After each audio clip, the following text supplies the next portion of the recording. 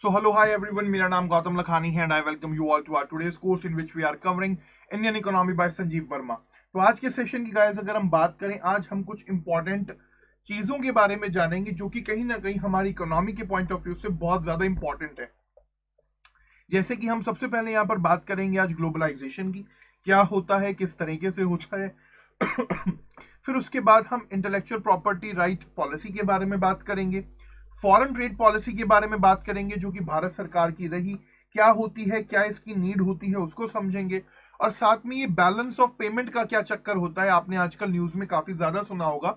इन सब चीजों को हम यहाँ पर डिस्कस करेंगे. तो आज के सेशन को शुरू करने से पहले एक इंपॉर्टेंट इन्फॉर्मेशन आपके लिए. इन्फॉर्मेशन यहाँ पर यह है कि अनअकैडमी लेकर क्या है आप लोगों के लिए अनअकैडमी कॉम्बैट, जो कि एक most competitive gamified UPSC CSC battle है. इसको बैटल इसलिए बोला जा रहा है बिकॉज ऑल ओवर इंडिया से जो यूपीएससी एस्पिरेंट्स हैं इसके अंदर पार्टिसिपेट करते हैं, compete करते हैं आपके साथ, और आपको पता लगता है कि हाँ किस तरीके का कंपटीशन आपको एग्जाम के अंदर फेस करने को मिलेगा. तो बहुत इंपॉर्टेंट ये यहाँ पर यूपीएससी की अनअकैडमी कॉम्बैट रहती है यूपीएससी के पॉइंट ऑफ व्यू से. एवरी संडे सुबह 11 बजे ये आपको देखने को मिलेगी हमारे अनअकैडमी ऐप पर. काफी सारे चैलेंजिंग क्वेश्चंस हमारे टॉप अनअकैडमी एजुकेटर्स के द्वारा आपके लिए बनाए जाएंगे. रियल टाइम रैंकिंग आपको मिलेगी, बेस्ट लोगों के साथ आप compete कर पाएंगे, और साथ में डिटेल्ड वीडियो सॉल्यूशन भी मिलेगा ताकि आपको पता लग सके कहाँ आपकी गलती है, कहाँ आपने ठीक करा. लाइव स्कोर आपको देखने को मिलेंगे, लीडरशिप बोर्ड पर रैंकिंग देखने को मिलेगी, रेटिंग्स देखने को मिलेगी और अवार्ड्स वगैरह भी मिलेंगे. जैसे कि यहाँ पर जो फर्स्ट 3 रैंकर्स होंगे उनको अनअकैडमी की तरफ से कॉम्प्लीमेंट्री प्लस सब्सक्रिप्शन मिलेगा टेन्योर ऑफ योर चॉइस के हिसाब से, हालांकि टर्म्स एंड कंडीशन है. 4 to 10 रैंकर को 75% ऑफ, 11 to 50 को 50% ऑफ एंड 51 to 500 को 25% ऑफ. फिर कह रहा हूं टर्म्स एंड कंडीशन अप्लाई यहां पर करेंगे, बट स्टिल काफी ज्यादा बेनिफिशियल आपके लिए रहेगा. 45 मिनट्स का आपको समय दिया जाएगा, 60 क्वेश्चंस आपसे पूछे जाएंगे, 12 कॉम्बैट्स ये होंगी एवरी संडे को, और साथ में यहाँ पर रिलेटिव स्कोरिंग आपको देखने को मिलेगी और 6 डिफरेंट सेक्शन से ये क्वेश्चंस आपसे पूछे जाएंगे. तो प्लीज जाइए जाकर इसके अंदर अपने आप को एनरोल करिए, यूज करिएगा हमारा referral code rank 10 free of cost, आप इसमें जाकर के पार्टिसिपेट कर सकते हैं. तो चलिए शुरुआत करते हैं हमारे आज के सेशन की, देखते हैं आज के सेशन को और जो भी इंपॉर्टेंट चीजें हैं उनको डिस्कस करते हैं.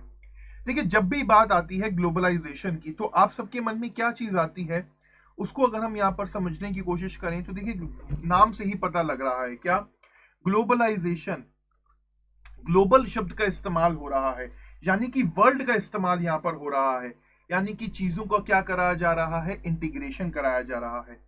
एक कंट्री को जो कंट्रीज हैं आपस में इंटीग्रेट हो रही हैं.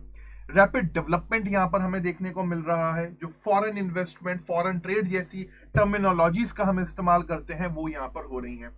तो ग्लोबलाइजेशन अगर हम यहाँ पर बात करें तो देखिए 1991 में जब आप सबको पता है कि एलपीजी पॉलिसी आई, liberalisation, privatisation and then globalisation, तो ग्लोबलाइजेशन उसी का एक पार्ट था. ठीक है, और ग्लोबलाइजेशन में बेसिकली हुआ क्या कि जो कंट्रीज हैं डिफरेंट डिफरेंट, उनका रैपिड इंटीग्रेशन यहां पर हुआ फॉरेन ट्रेड के थ्रू और फॉरेन इन्वेस्टमेंट के थ्रू.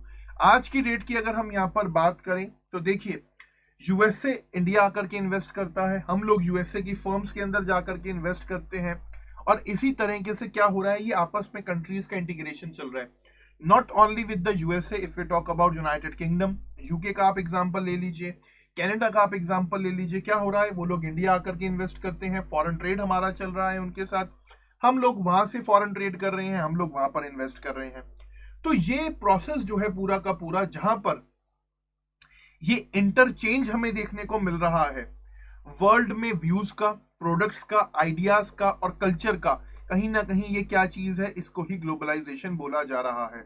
अब आप एक चीज सीधा सा एग्जांपल यहां पर अगर हम लेने की कोशिश करें, समझे, यहां पर आप सबको पता है कि बिफोर 1991 इंडिया में किस तरीके से चीजें थी. ठीक है, 1991 के बाद जो है चीजें काफी तेजी से बदली, और हुआ क्या कि जो हमारा कल्चर था वो दूसरे कल्चर के साथ मिक्स होने लगा. कैसे मिक्स होने लगा, अगर हम यहाँ पर समझें एक चीज, बहुत छोटा सा एग्जांपल लें, अगर आप वेस्टर्न वियर की ही बात कर लीजिए, वेस्टर्न कपड़े की ही बात कर लीजिए, इंडिया का ट्रेडिशनल जो हमारा कल्चरल क्लोथिंग पैटर्न है उसमें हम क्या पहनते हैं, एथनिक वियर पहनते हैं, साड़ी हो गए, सूट हो गए, इस तरीके से चीजें पहनी जाती हैं.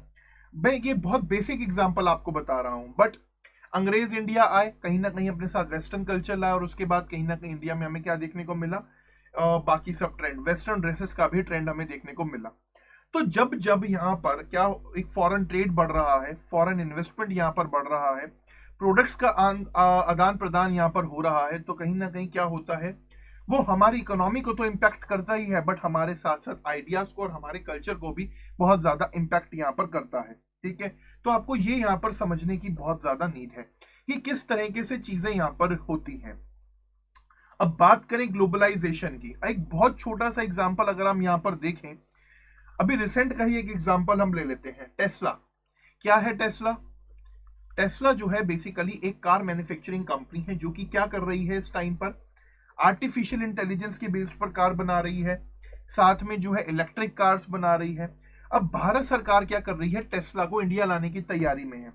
अगर टेस्ला इंडिया आएगी तो होगा क्या कि जो टेस्ला की इनोवेशन है, टेस्ला की जो टेक्नोलॉजी है, वो इंडिया आएगी।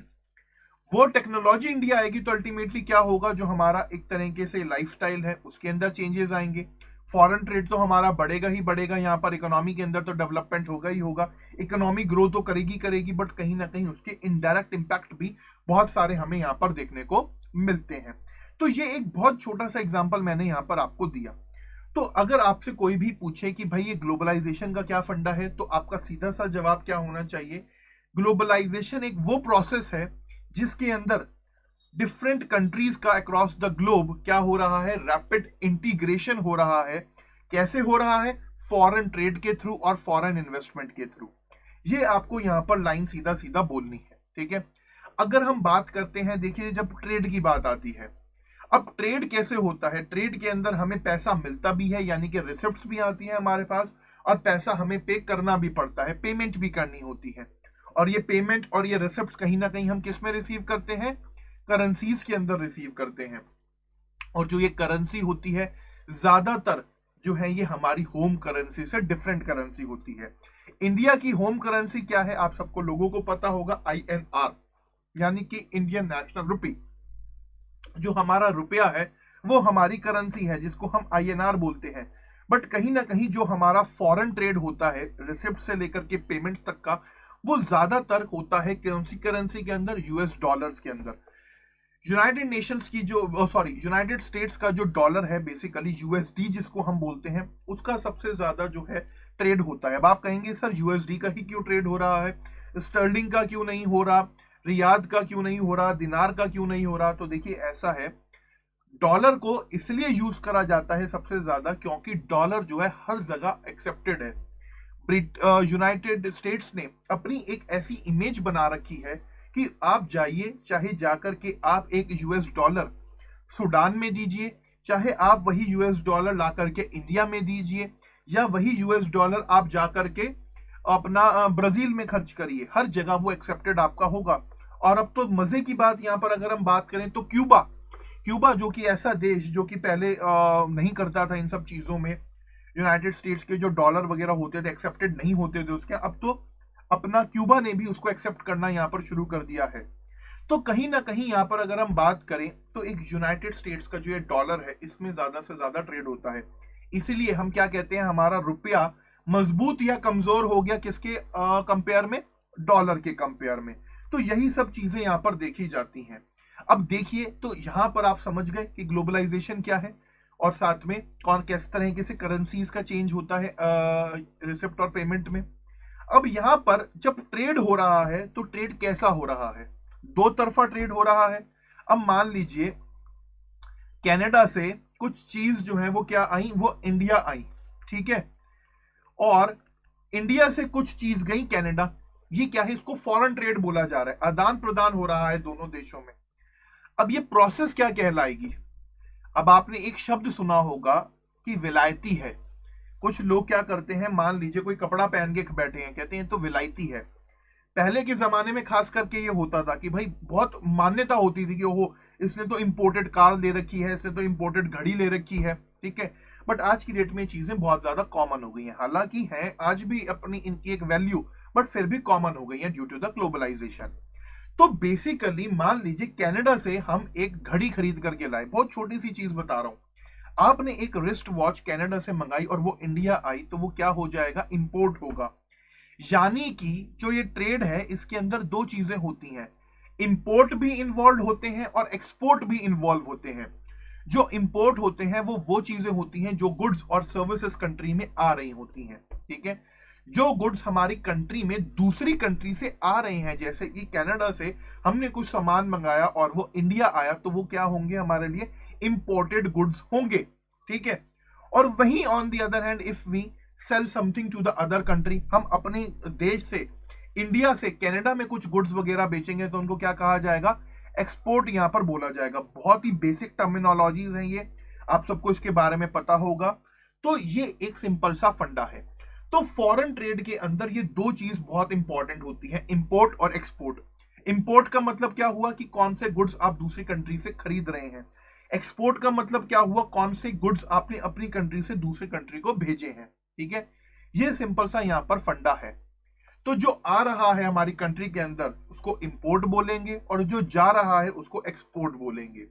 ये पूरा का पूरा जो सिनेरियो है, ठीक है, पेमेंट्स जितनी भी हो रही हैं इंपोर्ट एक्सपोर्ट की, वो ज्यादातर जो है किसमें होती हैं, फॉरेन करेंसी के अंदर ही होती हैं। यानी कि अगर हमें यूएसए से या कनाडा से सब कुछ लेना है, गांधी जी का 2000 का नोट ले जा और इससे काम कर ले। होता क्या है जनरली, अगर हम बहुत सिंपल सी बात यहां पर करें तो देखिए क्या है, कनाडा की अपनी करेंसी है, कनाडा के अंदर भी आपको डॉलर देखने को मिलेगा। वहीं दूसरी तरफ अगर हम बात करें तो कैनेडियन डॉलर जो है वो भी सस्ता है। भाई कैनेडियन डॉलर क्या रेट आ जाता है, कैनेडियन डॉलर की अगर हम रेट की बात करें तो 55 रुपए से 56 रुपए का पड़ता है। यानी कि 1 Canadian dollar equals to 55 rupees और 56 रुपीज इंडियन रुपीज। तो कहीं ना कहीं यहां पर क्या होता है कि डॉलर का ही इस्तेमाल करा जाता है, ठीक है। अब चाहे कनाडा की बात हो चाहे हम यहां पर इंडिया की बात हो, डॉलर सबके लिए इंपॉर्टेंट है। तो जो फॉरेन करेंसी इजीली एक्सेप्टेबल होती है वो क्या होती है, यहां पर यूएस डॉलर होती है, ठीक है। हालांकि मान लीजिए अभी हमारी सरकार को लग रहा है कि चलो कोई बात नहीं, कनाडा से आने वाले समय में भी ट्रेड वगैरह करना है, हमें कनाडा को पेमेंट वगैरह करनी पड़ेगी। तो हमने क्या करा, मान लीजिए कनाडा को कुछ सामान बेचा, हमने खरीद बेचा उससे, तो जो पेमेंट दी हमने कहा चल कोई बात नहीं भाई कैनेडियन डॉलर्स में दे दे। बट कैनेडियन डॉलर्स या अगर हम बात करें और किसी कंट्री की करेंसी की, वो इसलिए एक्सेप्ट नहीं करी जाती जल्दी से इजीली, क्योंकि फिर उनकी वैल्यू ज्यादा नहीं होती, ठीक है। अब आप एक चीज नोटिस करते होंगे, जब भी अगर आप में से कोई लोग या आपका कोई रिश्तेदार बाहर अब्रॉड घूमने जाता है तो वो क्या करते हैं, हमेशा अपने साथ यूएस डॉलर्स कैरी करते हैं। Why they carry the US dollar, US dollar वो इसलिए अपने साथ कैरी करते हैं क्योंकि यूएस डॉलर जो है हर जगह एक्सेप्टेबल है, ठीक है। उनकी हर जगह पर आपको कीमत मिल जाएगी, चाहे आप थाईलैंड जाएं, चाहे आप मलेशिया जाएं, चाहे आप इंडोनेशिया जाएं, चाहे आप बांग्लादेश जाएं, चाहे आप पाकिस्तान जाएं, हर जगह आपको जो है क्या मिलेगा, यूएस डॉलर्स एक्सेप्ट होते हुए देखने को मिलेंगे। तो ये पूरा का पूरा फंडा हमें यहां पर देखने को मिलता है इसके अंदर। अब देखिए यहां पर अगर हम बात करें ग्लोबलाइजेशन ने करा क्या, ग्लोबलाइजेशन ने कहीं ना कहीं नए मार्केट्स तो बनाए ही बनाए, बट साथ में फॉरेन करेंसी का भी आदान प्रदान होना शुरू हो गया। चाहे इंपोर्ट्स के तौर पर चाहे एक्सपोर्ट्स के तौर पर फॉरेन करेंसीज भी इधर से उधर अपना मूव करने लगी। और यहां पर अगर हम बात करें तो देखिए क्या हुआ, इसी वजह से काफी सारे और चीजें भी हमें देखने को मिली। अब आप कह सकते हैं कि सर ये इंपोर्ट एक्सपोर्ट की क्या जरूरत है, हमारे देश में जो है हमें तो उससे खुशी है, हमें नहीं चाहिए टेस्ला, हम तो है मारुति चला करके खुश हैं। तो देखिए भाई साहब बात ऐसी है, इकोनॉमी को अगर हमें ग्रो करना है, ठीक है, मान लीजिए चलिए आप ना लीजिए टेस्ला, आपको मारुति ही चलानी है, बट मारुति को बनाने के लिए भी काफी सारा सामान ऐसा है जो कि हमें अदर कंट्री से लेना पड़ेगा, चाहे इंजन की बात हो, टेक्नोलॉजी की बात हो, या सबसे बेसिक नीड की अगर हम बात करें क्रूड ऑयल, हमारा कहीं ना कहीं क्रूड ऑयल भी तो क्या है, इंपोर्टेड आइटम ही तो है, हमारे यहाँ पर बाहर से आ रही है। तो ये सब आपको यहाँ पर समझना पड़ेगा, क्या है, हर कंट्री के पास अपने अलग अलग रिसोर्सेज हैं, और किसी के पास कुछ रिसोर्स है, किसी के पास कुछ रिसोर्स है, और इसी तरीके से क्या होता है यहाँ पर फॉरेन ट्रेड का जो है यहाँ पर एक इवोल्यूशन हमें देखने को मिल रहा है, आदान प्रदान देखने को मिल रहा है। और ये नहीं कि आज ही से ये फॉरेन ट्रेड हो रहा है, इंडिया आज ही से ग्लोबलाइज हुआ है, नहीं जी ऐसा नहीं है। जब हम बात करते हैं एंशियंट टाइम्स की, तो आप सबको याद होगा कि हमारा जो है रोमन अंपायर के साथ भी ट्रेड रहा, हमारा जो है पर्शियंस के साथ भी ट्रेड रहा, हमारा जो है तुर्क्स के साथ भी ट्रेड रहा, और इसी के साथ अगर हम यहाँ पर बात करें तो ये फिर इंग्लिश डच, ये सब घूमते फिरते इंडिया किस वजह से आए थे? ट्रेड के पर्पज से ही आए थे। तो ये बहुत पुराना कॉन्सेप्ट है जो कि हमें देखने को मिलता है, ठीक है। तो ये था यहाँ पर कुछ ग्लोबलाइजेशन के बारे में। अब यहाँ पर बात करेंगे कि क्या ऐसे फैक्टर हैं जो कि ग्लोबलाइजेशन को बढ़ावा देते हैं, उसको यहाँ पर देख लेते हैं। मीनवाइल आपको किसी का कोई भी डाउट है तो प्लीज कमेंट सेक्शन के अंदर आप अपना डाउट मेरे से पूछ सकते हैं, और नहीं है डाउट तो जितने भी लोग ऑनलाइन है मैं सबसे कहूंगा कि अगर आपने वीडियो को लाइक नहीं करा है तो please make sure to like the video. कुछ कमेंट है यहाँ पर, अनित जी का कमेंट है। अनित कह रहे हैं value of currency decreases, it means we export more things than import from our country. It looks good but actually we can import foreign goods due to this situation. देखिए कहीं ना कहीं यहाँ पर अगर हम बात करें इंपोर्ट और एक्सपोर्ट, वो हमारी करेंसी के ऊपर बहुत ज्यादा इंपैक्ट यहाँ पर डालते हैं, ठीक है। और हमेशा जो ट्रेड है वो फेवरेबल होना चाहिए। अगर ट्रेड फेवरेबल नहीं होता तो उससे अल्टीमेटली क्या होता है, जो बैलेंस ऑफ पेमेंट है वो हमारा गड़बड़ा जाता है। और इसी को मैं अभी आगे चल करके आपको समझाऊंगा अभी कि क्या होता है बीओपी का सरप्लस, क्या होता है बीओपी का डेफिसिट, क्या ये सब चीजें होती हैं। इनको अभी हम आगे चल करके डिस्कस भी करेंगे, ठीक है। अब देखिए क्या है, जब भी हम ग्लोबलाइजेशन की बात करते हैं तो देयर आर सर्टेन फैक्टर्स जिनको ग्लोबलाइजेशन मतलब जिन फैक्टर्स ने ग्लोबलाइजेशन को एड करा है, प्रमोट करा है, ठीक है। जैसे कि सबसे पहली बात हो जाती है टेक्नोलॉजी की। आज की डेट की अगर हम बात करें तो देखिए क्या है, कम्युनिकेशन कितना ज्यादा आसान हो गया है। पहले अगर आना होता था, मान लीजिए घूम फिर के किसी कंट्री से हमें बातचीत करनी है या कुछ भी करना है, एक लेटर भी पहुंचाना है दूसरी कंट्री के अंदर, मैसेज भी देना है, तो इट टुक मंथ्स। आज की डेट में क्या है, व्हाट्सएप कॉल करो, व्हाट्सएप पे मैसेज कर दो, विद इन अ सेकेंड आपका कम्युनिकेशन जो है क्या हो रहा है, अब बेहतर हो गया है। जिस वजह से कहीं ना कहीं यहाँ पर अगर हम बात करें ग्लोबलाइजेशन की तो देखिए टेक्नोलॉजी ने एक इंपॉर्टेंट रोल प्ले करा है। आज की डेट में हम क्या देखा हमने कोविड-19 के टाइम पर, कि हमें वर्चुअल मीटिंग्स होती हुई देखने को मिली। बड़े बड़े राष्ट्राध्यक्ष, चाहे इंडिया की बात कर लीजिए, चाहे ब्राजील की बात कर लीजिए, यूनाइटेड स्टेट्स की बात कर लीजिए, यूएसए में बैठे ट्रंप जो है इंडिया में बैठे प्रधानमंत्री श्री नरेंद्र मोदी जी से बात कर रहे थे। नरेंद्र मोदी जी बैठे यहाँ पर बात कर रहे थे अपना ब्राजील वालों से। प्रधानमंत्री नरेंद्र मोदी बात कर रहे थे हमारे जो ऑस्ट्रेलिया के ये प्राइम मिनिस्टर इनसे। तो कहीं ना कहीं ये क्या हो रहा है, कम्युनिकेशन बेहतर हुई है टेक्नोलॉजी की वजह से। और इसी वजह से कहीं ना कहीं क्या हो रहा है, जैसे जैसे टेक्नोलॉजी का डेवलपमेंट हो रहा है वैसे वैसे जो है जॉब्स भी ट्रांसफॉर्म हो रही हैं। जॉब्स ट्रांसफॉर्म हो रही हैं तो कहीं ना कहीं नई स्किल्स हमें देखने को मिल रहे हैं, और इस वजह से जॉब अपॉर्चुनिटीज भी कहीं ना कहीं यहाँ पर बन रही हैं। तो ये सबसे बड़ा पॉइंट तो ये हो जाता है। दूसरी इंपॉर्टेंट चीज जो है इंडिया के पॉइंट ऑफ व्यू से, वो है एलपीजी रिफॉर्म्स। 1991 में जब हमारे इंडिया के अंदर, भारत के अंदर एलपीजी रिफॉर्म्स आए, लिबरलाइजेशन, प्राइवेटाइजेशन और ग्लोबलाइजेशन का, तब से जो है इंडिया का interaction rest of the world के साथ काफी ज्यादा यहाँ पर बढ़ गया, ठीक है। चीजें काफी ज्यादा एक्सेसिबल हो गई, चीजें काफी ज्यादा इजी हो गई यहाँ पर। तीसरी चीज आ जाती है फास्टर ट्रांसपोर्टेशन की। आज की डेट की अगर हम बात करें तो ट्रांसपोर्ट इंप्रूव हो रहा है लगातार। ग्लोबल ट्रेवल कितना ज्यादा इजी हो गया। आप इंडिया से बैठे फ्लाइट पकड़े, डायरेक्ट फ्लाइट आपको जो है यूएसए के लिए मिल जाएगी, डायरेक्ट फ्लाइट आपको जो है दुबई के लिए मिल जाएगी। 3 से 4 घंटे में आप दुबई पहुंच जाएंगे, मैक्सिमम 5 आवर्स। इसके अलावा अगर आपको यूएसए जाना है तो 15 से 16 घंटे में यूएसए पहुंच जाएंगे। कनाडा जाना है तो 18 से 19 घंटे में आप कनाडा पहुंच जाएंगे अगर डायरेक्ट फ्लाइट है आपकी। तो इस तरीके से चीजें बहुत ज्यादा यहाँ पर हो रही है। जैसे जैसे ट्रांसपोर्टेशन बेहतर हो रहा है वैसे वैसे गुड्स का भी तो आदान प्रदान इजी हो रहा है। पहले क्या होता था, जहाज लेकर के अपना हमारे वास्को दी गामा साहब चलते थे, आते थे इंडिया, इंडिया में जहाज भरते थे, फिर वापस जाते थे, तो इट टुक मंथ्स। हालांकि आज की डेट में भी हमारा मैरीटाइम ट्रेड हो रहा है, मैरीटाइम ट्रेड में टाइम लगता है, बट स्टिल टेक्नोलॉजी डेवलप हो गई है। आज की डेट में जो बेसिकली ये अपने हमारे जहाज वगैरह है, शिप्स वगैरह, इनकी स्पीड भी तेज हो गई है। तो कहीं ना कहीं ट्रांसपोर्टेशन का जो मोड है वो फास्टर हो गया है। तो ट्रांसपोर्टेशन जो हमारा फास्टर हुआ, इससे कहीं ना कहीं हमारा जो है ट्रैवल कह लीजिए या गुड्स और सर्विसेज का जो ये एक तरीके से मूवमेंट है वो काफी ज्यादा बढ़ गया है। ये सब चीजें हुई तो अल्टीमेटली ग्लोबलाइजेशन भी यहाँ पर बढ़ा, ठीक है। इसके अलावा WTO जो वर्ल्ड ट्रेड ऑर्गेनाइजेशन जैसे इंस्टीट्यूशंस का बनना हुआ 1994 की अगर हम बात करें, तो उसके बाद क्या हमें देखने को मिला, टैरिफ्स को लेकर के और जितने भी बैरियर वगैरह थे, भाई अब हर कंट्री के अपने नॉर्म्स हैं कोई कुछ कह रहा है, कोई कुछ कह रहा है। तो ग्लोबल ट्रेड को प्रमोट करने के लिए WTO ने बहुत इंपॉर्टेंट रोल प्ले करा। और कहीं ना कहीं यहाँ पर अगर हम बात करें फ्री ट्रेड एग्रीमेंट से लेकर के और जितने भी बैरियर्स वगैरह थे उनको हटाना, तो उसमें एक WTO का भी एक इंपॉर्टेंट रोल रहा। तो जब चीजें थोड़ी सी इजी हुई, ट्रेड थोड़ा सा इजी हुआ, ईज ऑफ डूइंग हमें देखने को मिली, तो ग्लोबलाइजेशन भी उससे अल्टीमेटली बढ़ा। इसके अलावा क्या हो रहा है, मोबिलिटी ऑफ कैपिटल। देखिए आज की डेट की अगर हम बात करें तो किस तरीके से आप देख पा रहे हैं ग्लोबल फाइनेंशियल मार्केट्स जो है क्या है, इंटरकनेक्टेड है। यानी कि आज की डेट में जो इकोनॉमीज हैं उनके लिए काफी ज्यादा इजी हो गया है कि वो क्या कर सकते हैं, विदेशों से पैसा ले सकते हैं, यहां से पैसा विदेश भेजा जा सकता है।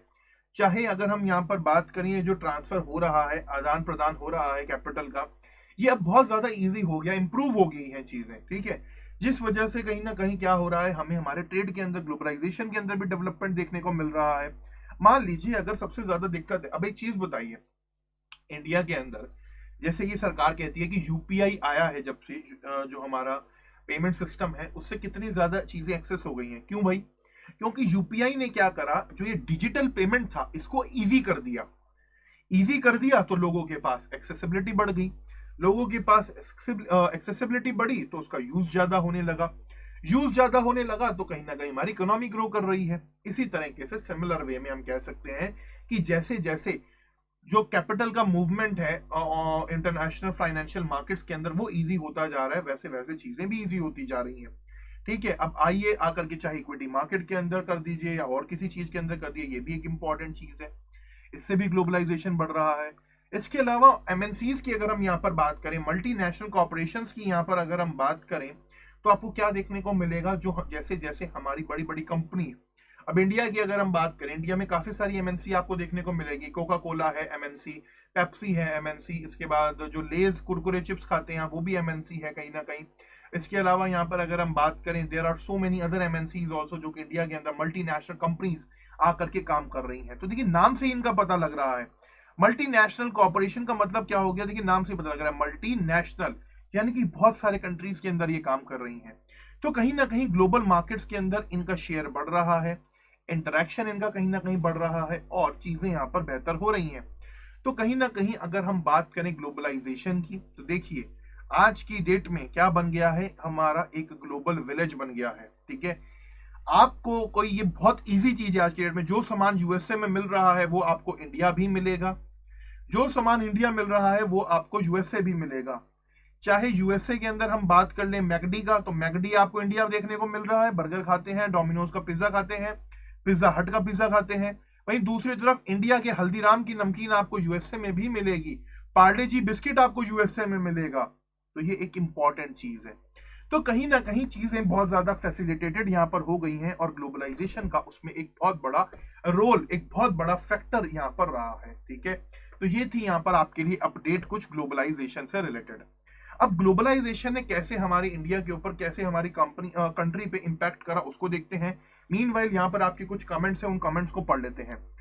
Export more than import become current account balance, but as per India record we always in current in CA deficit, during कोविड-19 come surplus due to less import. बिल्कुल सही बात है आपकी यहाँ पर। अभी जो हम बैलेंस ऑफ पेमेंट को डिस्कस करेंगे तो आगे चल करके ये मैं आपको पूरा कॉन्सेप्ट समझाऊंगा। अभी even this time agriculture export increase due to surplus monsoon, yes बिल्कुल सही बात है, इस बार हुआ इसलिए क्योंकि हमारा एग्रीकल्चर बहुत बेहतर तरीके से काम करा, ठीक है।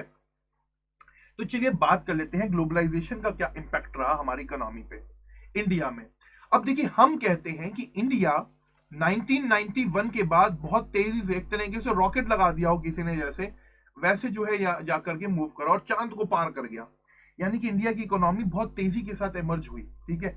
पहले इंडिया को डेवलपिंग इकोनॉमी में कंसिडर करा जाता था, बट आज की डेट में इंडिया को एक एमर्जिंग इकोनॉमी के तौर पर देखा जा रहा है। और कहीं ना कहीं इसका रीजन क्या है, ग्लोबलाइजेशन। ग्लोबलाइजेशन से क्या हुआ, देखिए इंडिया के अंदर नंबर ऑफ जॉब्स बढ़े। पहले क्या है, इंडिया के अंदर इंडिया की कंपनीज थी, लिमिटेड वैकेंसीज थी, लिमिटेड जॉब्स थी। जैसे जैसे एमएनसी आई, बड़ी बड़ी कंपनी आई, फॉरेन कंपनी आई, इकोनॉमिक ग्रोथ बढ़ी, तो वैसे वैसे जो है सर्विस सेक्टर का रिक्वायरमेंट बढ़ा। और सर्विस सेक्टर का रिक्वायरमेंट यहाँ पर अगर जैसे जैसे बढ़ा तो कहीं ना कहीं हमारे यहाँ पर जॉब्स भी बढ़ी।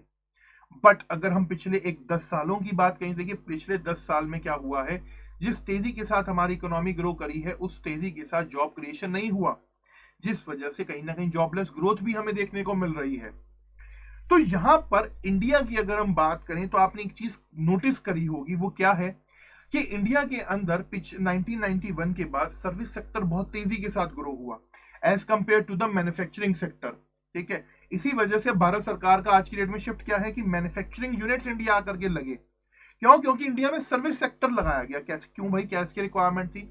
इंडिया में सर्विस सेक्टर कंपनीज ऐसे लगाया क्योंकि यहाँ पर लेबर चीप थी, इस वजह से यहाँ पर ये काम हुआ। चलिए कोई बात नहीं, कुछ भी हुआ, बट कहीं ना कहीं नंबर ऑफ जॉब्स बढ़े, सर्विस सेक्टर बढ़ा और उससे कहीं ना कहीं अल्टीमेटली हमारी इकोनॉमिक ग्रोथ भी यहाँ पर बढ़ी। अब क्या हुआ? कंज्यूमर्स के पास ज्यादा चॉइस यहाँ पर आ गई। कैसे? पहले क्या है, आपको अगर बर्गर खाना है तो आपको लोकल बर्गर ही खाना है, जो आपके ठेले वाला मार्केट में बेच रहा है, लोकल बर्गर। अब क्या है, आप जाकर के जो है कहां पर, मैकडी के अंदर भी बर्गर खा सकते हैं, आप जाकर के डोमिनोज में भी खा सकते हैं, पिज्जा बर्गर मिलता है डोमिनोज, अगर आपने खाया हो कभी, तो बहुत सारे ऑप्शंस बढ़ गए हैं। So many other options are there, Burger King, ये वो बहुत सारे हैं कहीं ना कहीं। ठीक है, मैं नाम लेने लगूंगा तो बहुत लंबी लिस्ट हो जाएगी। तो क्या हो गया, चॉइसेस बढ़ गई। एक और एग्जांपल यहाँ पर अगर हम लें तो देखिए, पहले क्या होता था, आप सबको ध्यान होगा, इंडिया के अंदर प्रिया का स्कूटर आता था। ठीक है, एक प्रिया करके स्कूटर आता था, बहुत पुरानी चीज है ये। फिर उसके बाद क्या हुआ, बजाज, चेतक, ये सब हमें देखने को मिला। आज की डेट में क्या है, होंडा है, यामाहा है और हीरो है, बहुत सारे और है कहीं ना कहीं। तो चॉइसेस कहीं ना कहीं हमारे यहाँ पर बढ़ी। ठीक है, तो ये भी एक सबसे बड़ा इंपैक्ट रहा किसका, ग्लोबलाइजेशन का। दूसरी तरफ डिस्पोजेबल इनकम हायर हो गई लोगों की।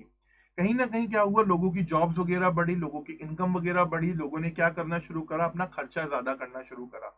तो कहीं ना कहीं वो भी चीज हमें देखने को मिली, खर्चा होने लगा तो लोगों की डिमांड भी बढ़ने लगी। तीसरी तरफ चौथी तरफ चीजें क्या हुई कि हेल्थ केयर सेक्टर की कॉस्ट बढ़ गई। आज की डेट में सबसे बड़ा एग्जांपल क्या है, कोविड-19। देखिए क्या है, कोविड-19 जो एक रिजल्ट है वो ग्लोबलाइजेशन का है। अगर चाइना एक बंद इकोनॉमी होता, चाइना के साथ कुछ लेना देना ना होता किसी भी जगह का, तो क्या चाइना से ये वायरस निकल करके बाहर पहुंच पाता, अपने आप उड़ जाता? नहीं ना। कैसे पहुंचा ये? क्योंकि चाइना से चीजों का मूवमेंट जब हुआ, तो यहाँ पर यही सब चीजें हमें देखने को मिले। जैसे जैसे इंटरकनेक्शन बढ़ रहा है, अभी देखिए इंडिया के अंदर हमें यूके वेरिएंट क्यों देखने को मिल रहा है, क्यों यूके स्ट्रेन देखने को मिल रहा है? क्योंकि यूके से लोग इंडिया आ रहे हैं। तो ये एक पंगा है यहाँ पर। ठीक है, तो कहीं ना कहीं ये भी चीज बढ़ रही है। इसके अलावा चाइल्ड लेबर का कंसर्न भी देखिए हमारा लगातार बढ़ रहा है, वो भी एक बहुत इंपॉर्टेंट पॉइंट ऑफ कंसर्न है हियर। साथ में एक इंपॉर्टेंट चीज क्या है कि सिटीज ग्रोथ कर रही है, अर्बनाइजेशन कहीं ना कहीं हो रहा है। लोग क्या कर रहे हैं, शहरों में आ रहे हैं सिटी सेंट्रिक जॉब की तलाश में, और माना जा रहा है कि 2050 तक इंडिया की 50% आबादी जो है कहाँ आ जाएगी, शहरों में आ जाएगी। तो अर्बन माइग्रेशन बहुत तेजी के साथ यहाँ पर हो रहा है। इसलिए आप देख रहे हैं भारत सरकार, चाहे अमृत मिशन हो या इसके अलावा यहाँ पर अगर हम बात करें जल जीवन मिशन हो, तो there are so many things जो भारत सरकार कर रही है ताकि अर्बन एरियाज को डेवलप करा जाए। बहुत सारी चीजें हो रही हैं। इसके अलावा मैकडोनाल्डाइजेशन देखने को हमें मिल रहा है। मैकडोनाल्डाइजेशन का मतलब क्या है कि देखिए आज की डेट में फास्ट फूड रेस्टोरेंट कितना तेजी के साथ बिजनेस बढ़ रहा है। जो हमारे ट्रेडिशन चीजें हैं वो बदलती जा रही हैं। अब आप मैकडी में जाइए, मैकडी के अंदर आपको आलू के चिप्स मिलेंगे। ठीक है, घर पे अगर आपकी मम्मी आपको फ्रेंच फ्राइज तल के देंगी तो आप क्या कहेंगे कि मम्मी ने आज आलू के चिप्स तल दिए या आलू तल के दे दिए, ये कहेंगे। वहीं मैकडी में आप जाकर के कहेंगे जरा एक मीडियम फ्रेंच फ्राइज देना, पेरी पेरी कर देना, मेयोनीज के साथ दे देना। तो ये क्या है, कहीं ना कहीं आज की डेट में कल्चर्स चेंज हो रहे हैं। क्या इंडिया का कल्चर था ये पेरी पेरी वाला खाना, जो हमारा ये फ्रेंच फ्राइज होते हैं? नहीं ना। ये कैसे आया, मैकडी से इंडिया में आया। तो ये सब चीजें भी कहीं ना कहीं हो रही हैं। और एक जो बहुत इंपॉर्टेंट चीज हो रही है जिसके फायदे भी हैं और नुकसान भी है, वो है वॉलमार्टाइजेशन। इंडिया में क्या हो रहा है या ऑल ओवर द वर्ल्ड की अगर हम बात करें, वॉलमार्ट हमें देखने को मिल रहे हैं। वॉलमार्ट से क्या हो रहा है, कहीं ना कहीं जो स्मॉल ट्रेडिशनल बिजनेसेस है हमारी सोसाइटी के अंदर, वो भी कहीं ना कहीं खत्म हो रहे हैं, इंपैक्ट हो रहे हैं। वॉलमार्ट क्या है, वॉलमार्ट जाता है कंपनी के पास और सीधा 1000 क्वांटिटी में ले लेता है। वही भी चीज देखने को मिलेगी ना। अब क्या होता है, 1000 के चक्कर में ये इसको सस्ता देता है, सस्ता देता है तो ये आगे कंज्यूमर को सस्ता देता है। वही चीज जो है स्मॉल बिजनेस को नहीं मिल पाती सस्ती, जिस वजह से कहीं ना कहीं स्मॉल ट्रेडिशनल बिजनेसेस हमारे खतरे में जा रहे हैं। तो ये भी पॉइंट है कहीं ना कहीं। वॉलमार्ट जिस तरीके से बढ़ रहे हैं, इनकी वॉल्यूम ज्यादा है, इन्फ्लुएंस ज्यादा है, इनके पास फाइनेंशियल कैपिटल ज्यादा है, तो जिसके सामने जो हमारे स्मॉल ट्रेडिशनल बिजनेसेस हैं वो खड़े नहीं हो पाते। तो ये भी फैक्टर हमें यहाँ पर देखने को मिल रहा है। तो ये था गाइस कुछ यहाँ पर अब तक का हमारा ग्लोबलाइजेशन के बारे में। ग्लोबलाइजेशन के साथ साथ हमारा जो हो गया ये पूरा का पूरा अपना इम्पैक्ट के बारे में और इंडिकेटर्स के बारे में। तो ये था हमारा ग्लोबलाइजेशन को रिलेटेड जो भी चीजें हमने अब तक डिस्कस करी। तो यहां तक आपका किसी का कोई भी डाउट है तो प्लीज कमेंट सेक्शन में अपना डाउट पूछ लीजिए। मीनवाइल कोई डाउट नहीं है तो वीडियो को लाइक कर दीजिए। अब बात कर लेते हैं नेशनल आईपीआर पॉलिसी की। क्या है ये national IPR policy? National intellectual property rights policy की यहां पर अगर हम बात करें तो क्या है ये प्रॉपर्टी राइट, इसको देख लेते हैं। अब देखिए क्या हुआ, जैसे जैसे ये चीजें बढ़ रही हैं, ठीक है, जैसे जैसे इंडिया और कनाडा, मतलब ये इंटरकनेक्शन हो रहा है, जैसे जैसे चीजें बढ़ रही हैं, फॉरेन ट्रेड बढ़ रहा है, फॉरेन इन्वेस्टमेंट बढ़ रही है, ग्लोबलाइजेशन बढ़ रहा है, तो कहीं ना कहीं वैसे ही चीजों को कॉपी करने की भी दिक्कत आ रही है। अब क्या हो रहा है, मान लीजिए अब ये टेस्ला का अपना कोई इंजन है, स्पेसिफिक इंजन है, कोई कुछ चीजों को करके इसने बनाया हुआ है, कुछ बैटरीज बनाई हुई हैं। कल को मैं खोल लूं मेस्ला, मैं भी वही चीज चोरी कर लूं, तो कहीं ना कहीं क्या होगा, टेस्ला की मार्केट इंपैक्ट करेगी नहीं करेगी? मैं मेस्ला के नाम से वो बना रहा हूं, तो जितना टेस्ला ने अपने इंजन को बनाने में, अपनी टेक्नोलॉजी को डेवलप करने में जो भी यहाँ पर करा हो काम, क्या हमें देखने को मिलेगा? क्या देखने को चीजें मिलेंगी टेस्ला का? अगर मैं ले लूंगा तो टेस्ला की इनोवेशन चोरी कर ली मैंने, टेस्ला की क्या चीजें चोरी कर ली, टेस्ला का पूरा R&D चोरी कर लिया मैंने। अब क्या है, मान लीजिए टेस्ला की आप साइट खोलिए, टेस्ला की साइट पर आप जाके देखें, आपको सीधा सीधा मिल जाए कि भाई ये मैं इस तरह के इंजन बना रहा हूँ अपना, ये टेक्नोलॉजी में यूज कर रहा हूं और ये टेक्नोलॉजी मैंने ऐसे बनाई है, ठीक है। अब क्या होगा, मेरा दिमाग है खुराफाती, मेरे पास कुछ पैसे भी है, मैंने एक अपनी कंपनी लगा दी, नाम रख दिया मेस्ला, और मेस्ला के अंदर मैं क्या करने लगा, वही मैंने कॉपी पेस्ट करके जो है उसी तरह की अपना टेस्ला की जो क्या नाम है, अपनी टेक्नोलॉजी से चुरा लिया। अब यहां पर टेस्ला को नुकसान हुआ, क्यों? टेस्ला भी इंडिया में नहीं आया है, बट मैंने क्या करना शुरू करा, टेस्ला की ही टेक्नोलॉजी मेस्ला के नाम से इंडिया में बेचनी शुरू कर दी। जैसे वो आपने देखा होगा शूज आते हैं एडिडास की जगह एबीबाज, ठीक है, काउंटरफिट शूज आपको देखने को मिलेंगे, प्रोडक्ट्स देखने को मिलेंगे। तो यहां पर क्या है, आईपीआर की बात होती है, इंटेलेक्चुअल प्रॉपर्टी राइट्स की बात होती है। क्या है ये इंटेलेक्चुअल प्रॉपर्टी राइट्स? देखिए इंटेलेक्चुअल प्रॉपर्टी राइट में क्या होता है कि जो भी हमारी इनटेंजिबल चीजें हैं, जिनको हम देख नहीं पाते हैं, उनको हम यहाँ पर क्या करते हैं, पेटेंट करा लेते हैं, ट्रेडमार्क करा लेते हैं। इस तरीके से चीजें हम करते हैं ताकि उसे कोई यहाँ पर कॉपी ना कर सके, ठीक है। मान लीजिए आपने एक बहुत सिंपल सा एग्जांपल मैं आपको यहाँ पर देता हूँ। एग्जांपल क्या है, there are certain restaurants in the market where you go and you ask them there about their recipe, what did say कि सॉरी सर ये रेसिपी सबके लिए नहीं है। भाई क्यों नहीं है रेसिपी? मान लीजिए आपने किसी जगह पर जाकर के कोई पनीर बटर मसाला खाया, सपोज, ठीक है, पनीर की सब्जी खाई, बहुत अच्छी लगी आपको। अब उसने क्या कहा कि सर इसके अंदर एक मैंने अपनी रेसिपी बनाई हुई है, ये मेरी अपनी रेसिपी है और मैं दे नहीं सकता आपको, मेरे यहाँ की तो फेमस है ये। क्यों? आप कहोगे दे भाई, तूने पनीर डाला है, मसाले डाले हैं, सब कुछ सिमिलर तो है। तो कहीं ना कहीं वो क्या है, वो उसका इंटेलेक्चुअल प्रॉपर्टी राइट है। क्या भाई, उसकी अपनी वो चीज है, वो नहीं देना चाहता आपको। तो इसको लेकर के सरकार ने कहा कि देखिए, अगर इंडिया के अंदर हमें क्रिएटिविटी को एनकरेज करना है, इनोवेशन को एनकरेज करना है, एंटरप्रेन्योरशिप को एनकरेज करना है, तो कहीं ना कहीं हमें क्या करना पड़ेगा, इंटेलेक्चुअल प्रॉपर्टी रेजीम को इंडिया में प्रमोट करना पड़ेगा। और उसके लिए बकायदा भारत सरकार क्या लेकर के आई, national IPR policy, national intellectual property right policy यहाँ पर लेकर के आई।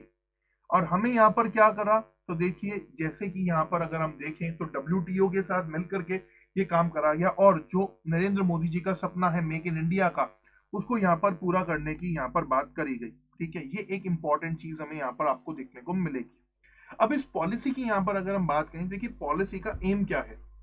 पॉलिसी का एम यहाँ पर यह है कि इंडिया के अंदर इनोवेशन का प्रमोशन हो, एंटरप्रेन्योरशिप इंडिया के अंदर बढ़े, और कहीं ना कहीं पब्लिक इंटरेस्ट लोगों का प्रोटेक्ट हो। मान लीजिए मैंने 10 साल लगा करके एक प्रोडक्ट यहाँ पर ये बना दिया, ठीक है, मैंने मान लीजिए एक सीड बना दिया, ये एक सीड मैंने बनाया, और इस सीड से क्या होगा, बहुत ज्यादा जो है क्या होगा, क्रॉप का कल्टीवेशन वगैरह होगा, बहुत ज्यादा प्रोडक्टिविटी बढ़ जाएगी कहीं ना कहीं। अब क्या होगा, अगर मैं चाहूं तो सीड को पेटेंट करा सकता हूं कहीं ना कहीं अपना, ठीक है, और मैं इसकी चोरी को रोक सकता हूं कहीं ना कहीं कि भाई मेरी जो ये टेक्नोलॉजी है, मेरी जो ये रिसर्च है, ये कोई चुरा ना ले। तो इससे क्या होगा, मान लीजिए मैंने ये सीड बनाया, अब कल को ये अनित साहब आए मेरे पास, अनित ने आकर के क्या करा, वही मेरा वाला सीड यहाँ पे उठा करके बना लिया, तो मैं क्या कहूंगा कि यार मैंने तो 10 साल मेहनत लगा करके ये सीड बनाया है, और अनित ने तो आकर के आज 10 घंटे के अंदर मेरा चुराया और मेरा बना लिया। इससे क्या होगा, कहीं ना कहीं मैं डिमोटिवेट फील करूंगा। तो कहीं ना कहीं इन्हीं सब चीजों को एनकरेज करने के लिए भारत सरकार आईपीआर लेकर के आई कि भाई नेशनल आईपीआर पॉलिसी होनी चाहिए ताकि चीजों को यहाँ पर और ज्यादा बेहतर करा जाए। तो यहाँ पर हम क्या देखते हैं कि भाई आईपी लॉस को यहाँ पर और ज्यादा एफिशिएंट करा गया, इफेक्टिव करा गया, स्ट्रॉन्ग करा गया। कुछ दिक्कतें थी, इनकंसिस्टेंसी थी, उनको हटाया गया। तो काफी सारी चीजें यहाँ पर हुई। इसके अलावा जो इंटेलेक्चुअल प्रॉपर्टी है उसको कमर्शलाइज करा गया, अलग अलग इंसेंटिव्स दिए गए लोगों को। अब इससे फायदा क्या हुआ? कहीं ना कहीं बहुत सारे फायदे हुए, जैसे कि जो हमारे ऑनर्स हैं उनके इंटरेस्ट बचे यहाँ पर, ठीक है। इसके अलावा यहाँ पर अगर हम बात करें तो ट्रेडमार्क रजिस्ट्रेशन को लेकर के जो विंडो पीरियड था उसे 1 मंथ का कर दिया गया। पहले बहुत टाइम लग जाता था, तकरीबन 2.25 लाख के आसपास की पेंडिंग एप्लीकेशन थी जो कि क्लियर करी गई। इससे अल्टीमेटली क्या होगा? R&D प्रमोट होगा। मुझे पता है कि मेरा ये सीड जो है क्या हो गया, अब ये मैंने बनाया, मेरी टेक्नोलॉजी जो है यहाँ पर पेटेंट करा लिया है मैंने, या इसको जो भी करा लिया, ट्रेडमार्क करा लिया है। अब इससे क्या होगा? मैं आगे एक और बनाऊंगा। किसी को मेरे से ये खरीदना है तो उसे मेरे से पेटेंट खरीदना पड़ेगा, पैसे देने पड़ेंगे मुझे। अब मैं क्या कर पाऊंगा? अपने वो पैसे जब आएंगे तो उन्हें और R&D में इस्तेमाल कर पाऊंगा। अब तक हम क्या देखते थे? कॉपीराइट हमें देखने को मिलता था बुक्स में, पब्लिकेशंस में, ठीक है, या कोई फिल्म का कवर है, म्यूजिक है, इन सब चीजों में। बट आज की डेट में क्या हो गया है? चाहे आप कोई सेमीकंडक्टर बना रहे हैं, कोई डिजाइन आपने बनाया है, GI ज्योग्राफिकल इंडिकेशंस आप दे रहे हैं, इन सब के लिए भी आप ट्रेडमार्क, पेटेंट वगैरह ले सकते हैं। और अल्टीमेटली चाहे हेल्थ केयर की चीजें हो, फूड सिक्योरिटी हो, एनवायरमेंटल प्रोटेक्शन हो, इन सब चीजों के लिए एक बहुत इंपॉर्टेंट रोल यहाँ पर ये प्ले करेगी पॉलिसी। और कहीं ना कहीं यहाँ पर अगर हम बात करें, डोमेस्टिक और फॉरेन इन्वेस्टर्स जो हैं इस तरीके का ही एनवायरनमेंट चाहते हैं। मान लीजिए मैं कहता हूँ यहाँ पर टेस्ला को कि आ जाओ इंडिया, आकर के इन्वेस्ट करो, बट क्या है, तुम्हें जो है अपनी टेक्नोलॉजी मुझे बेचनी पड़ेगी। टेस्ला क्या कहेगा? भाई ऐसा है, मैं तुम्हारे यहाँ आता नहीं, मैं बाहर बना करके खुश हूँ, मैं क्या करूंगा, तुम्हें चाहिए तो इंपोर्ट करा लेना मेरी कार, ये बात बोल देगा ना। तो कहीं ना कहीं इससे क्या होता है? एक हॉलिस्टिक इकोसिस्टम यहाँ पर डेवलप होता है इकोनॉमिक ग्रोथ को लेकर के। और इससे अल्टीमेटली क्या होता है? कहीं ना कहीं जो हमारी कंट्री के अंदर इनोवेशन है, इन सब चीजों की डेवलपमेंट यहाँ पर हमें देखने को मिलती है। ओके, अब फटाफट से यहाँ पर कुछ कमेंट है, उनको देख लेते हैं। क्या है कमेंट? स्वाति का यहाँ पर कमेंट है, कह रहे हैं कि about jobless, what to say sir, in India around 35 million people are openly unemployed, recorded in January 2021। India had only 400 million employed before the covid crisis, around 10 million new job. बिल्कुल सही बात है। देखिए कोविड-19 हालात पहले ही खराब थे। आपने देखा होगा कि 55 ईयर, लास्ट 55 ईयर्स का रिकॉर्ड टूटा है अनएम्प्लॉयमेंट के मामले में। सोशल मीडिया पे भी काफी कुछ ट्रेंडिंग है आज की डेट में। और कहीं ना कहीं हम अगर फिलहाल की बात करें तो सिचुएशन कोविड-19 के बाद बहुत ज्यादा खराब हो गई है। तकरीबन 2 करोड़ लोगों ने अपना रोजगार यहाँ पर खोया है। इसके अलावा इंटेलेक्चुअल प्रॉपर्टी राइट्स को चोरी रोकना उतना ही मुश्किल है जितना करप्शन को रोकना। देखिए बिल्कुल ये बात भी है, कहीं ना कहीं चीजों की अगर हम यहाँ पर बात करें तो प्रैक्टिकल में थोड़ा सा हाँ दिक्कत होती है, बट फिर भी इससे काफी ज्यादा फायदा यहाँ पर हुआ है। But then sir, what about Chinese mobile? They are also providing same thing, they are also providing mobile very less price, also features like iPhone and iOS। बिल्कुल ठीक बात है। देखिए अनिता आपकी कि वो आपको, अब एक चीज बताइए, बहुत अच्छी चीज आपने आईफोन का एग्जांपल लिया। अगर आपने कभी आईफोन को देखा हो तो आईफोन के अंदर जो केबल होती है ना, डेटा केबल, वो बहुत अलग है उसकी।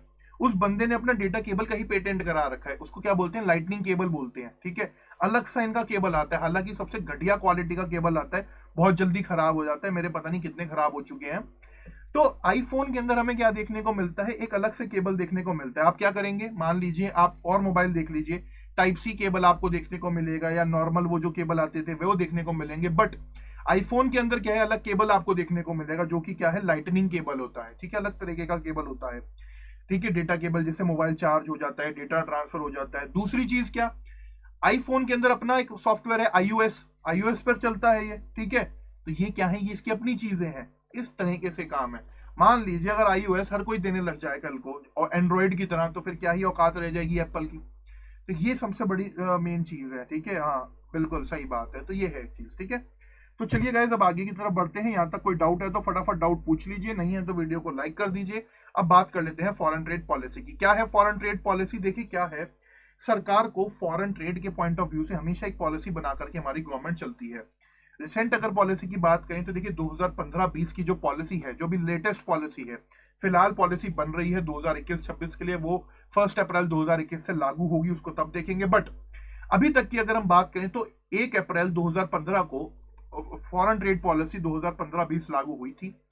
और इसके अंदर क्या हुआ था, भारत सरकार ने कहा कि देखिए हमें क्या करना है, अपने देश के अंदर एम्प्लॉयमेंट का जनरेशन करना है, वैल्यू एडिशन बढ़ाना है, और उसके साथ make in India, digital India, skill India, startup India और ईज ऑफ डूइंग बिजनेस जैसे इनिशिएटिव्स को ज्यादा से ज्यादा प्रमोट करना है। तो ये फॉरेन पॉलिसी यहां पर बनाई गई कि हमें मार्केट और प्रोडक्ट स्ट्रेटेजी और इस तरीके से लेकर के चलनी है ताकि हमारे यहाँ पर ट्रेड का प्रमोशन भी हो सके, इंफ्रास्ट्रक्चर डेवलपमेंट भी हो सके और कहीं ना कहीं इकोसिस्टम को लेकर के एक ओवरऑल एनहांसमेंट इंडिया के अंदर हो सके। और जो ये make in India, digital India, skill India, startup India, ease of doing business वाले इनिशिएटिव्स हैं वो भी हम यहाँ पर पूरे कर सकें। तो ये सब बातें यहाँ पर करी गई। फिलहाल अगर हम बात करें न्यू फॉरेन ट्रेड पॉलिसी 2021-26 की, तो ये जो पॉलिसी है ये 1 अप्रैल 2021 से में आती हुई देखने को मिलेगी फॉर द नेक्स्ट 5 ईयर्स। और यहाँ पर क्या कहा जा रहा है कि देखिए इंडिया को एक लीडर के तौर पर बनाना है। 5 ट्रिलियन की जो इकोनॉमी की बात करी जा रही है वो इसी इकोनॉमी के अंदर है। यहाँ पर क्या बोला जा रहा है, डिस्ट्रिक्ट एक्सपोर्ट हब इनिशिएटिव को यहाँ पर ग्रो करा जाएगा ताकि ज्यादा से ज्यादा एम्प्लॉयमेंट बढ़े, ज्यादा से ज्यादा ग्रोथ हो।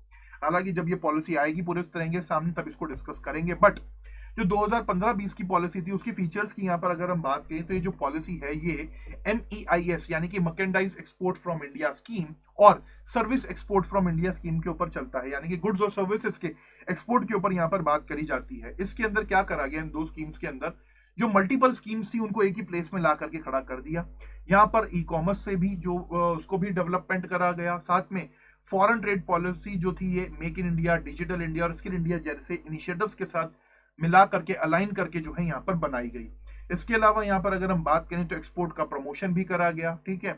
इसके अलावा जो एग्रीकल्चर और विलेज इंडस्ट्री प्रोडक्ट्स थे उनको भी जो है यहाँ पर भेजा गया अलग अलग जगहों पर, ठीक है, 3% 5% के रेट के हिसाब से ताकि उनको भी ज्यादा नुकसान ना हो। इसके अलावा यहाँ पर एक बहुत इंपॉर्टेंट इंस्टीट्यूशन डेवलप करा गया जिसका नाम था काउंसिल फॉर ट्रेड डेवलपमेंट। इसका काम क्या था कि भाई ये जो है एक तरीके से रिप्रेजेंटेशन करता स्टेट्स का, गवर्नमेंट का। इसके अलावा एक बोर्ड ऑफ ट्रेड भी यहाँ पर बनाया गया जिसका काम क्या था कि भाई एक एडवाइजरी रोल प्ले करना कि हम ट्रेड को लेकर के क्या कुछ यहाँ पर कर सकते हैं, किस तरीके से डेवलपमेंट वगैरह कर सकते हैं। और एक नया institution centre for research in international trade हमें देखने को मिला जिसमें मेन पॉइंट क्या था कि हम अपना जो इंटरनेशनल ट्रेड है उसको और ज्यादा कैपेबल कैसे बना सकते हैं। तो ये सब फीचर्स हमें जो है यहाँ पर फॉरेन ट्रेड पॉलिसी 2015-20 के अंदर देखने को मिले, ठीक है। तो ये था यहाँ पर कुछ फॉरेन ट्रेड पॉलिसी के बारे में। आई होप आपको समझ आ गया होगा कि देश फॉरेन ट्रेड पॉलिसी क्यों बनाता है। अब इसका छोटा सा एग्जांपल ले लीजिए। मान लीजिए आपका एक बिजनेस है, ठीक है, आपका बिजनेस है, आप क्या कर रहे हैं, कुछ भी बिजनेस कर रहे हैं, पकोड़े तलने का बिजनेस आजकल काफी फेमस है, तो आप ये काम कर रहे हैं। अब क्या हो रहा है, आप यहाँ पर एक पॉलिसी बनाएंगे कि भाई किस तरीके से एडवर्टाइजमेंट करना है, किस तरीके से मैंने अपने ग्राहकों को अट्रैक्ट करना है, किस तरीके से मैंने डिस्काउंट देने हैं, किस तरीके से प्रोडक्ट यूज करने हैं, कहाँ से क्या माल लेना है। तो ये सब चीजें क्या है, आप क्या कर रहे हैं, पॉलिसी फ्रेमवर्क यहाँ पर कर रहे हैं कहीं ना कहीं। इसी तरीके से देश भी फॉरेन ट्रेड पॉलिसी के लिए एक फ्रेमवर्क बनाता है कि भाई हाँ, इन स्टेप्स को हमें फॉलो करना है, इन फीचर्स को हमें लेकर के चलना है और अपने देश को आगे बढ़ाना है, ठीक है। तो ये छोटा सा एग्जांपल था यहाँ पर। यहाँ तक किसी का कोई भी डाउट हो तो प्लीज कमेंट सेक्शन के अंदर अपना डाउट आप मेरे से पूछ सकते हैं। कोई डाउट नहीं है तो वीडियो को लाइक कर दीजिए, मैं बार बार बोलता हूँ। अब चलते हैं, बात कर लेते हैं हमारे आज के लास्ट टॉपिक की जिसमें हम बात करेंगे बैलेंस ऑफ पेमेंट की, ठीक है। तो अब बैलेंस ऑफ पेमेंट को देखते हैं, क्या है बैलेंस ऑफ पेमेंट। देखिए बैलेंस ऑफ पेमेंट, अब एक काम कर लेते हैं, यहाँ पर बात क्या करते हैं वो ये है, एक है मिस्टर राम और एक है मिस्टर श्याम। ये दोनों जो है यहाँ पर क्या कर रहे हैं, ट्रेड कर रहे हैं। मिस्टर राम ने क्या करा, 100 रुपए का सामान यहाँ पर बेचा, किसको, शाम को। शाम ने यहाँ पर 80 रुपए का सामान बेचा, किसको, मिस्टर राम को। अब यहाँ पर हुआ क्या, 20 रुपए का हमें डेफिसिट देखने को मिला। राम ने शाम को 20 रुपए का ज्यादा माल बेचा। तो यहां पर आप कह सकते हैं कि जो बैलेंस ऑफ पेमेंट था, राम के पास पैसा ज्यादा आया और शाम के पास पैसा कम आया, ठीक है। क्यों, क्योंकि राम ने 100 रुपए का सामान बेचा था शाम को और शाम ने 80 रुपए का सामान यहां पर बेचा था राम को। तो यहां पर कहीं ना कहीं आप कह सकते हैं कि जो सरप्लस रहा वो 20 रुपए का रहा राम की तरफ, यानी कि राम ने ज्यादा माल बेचा।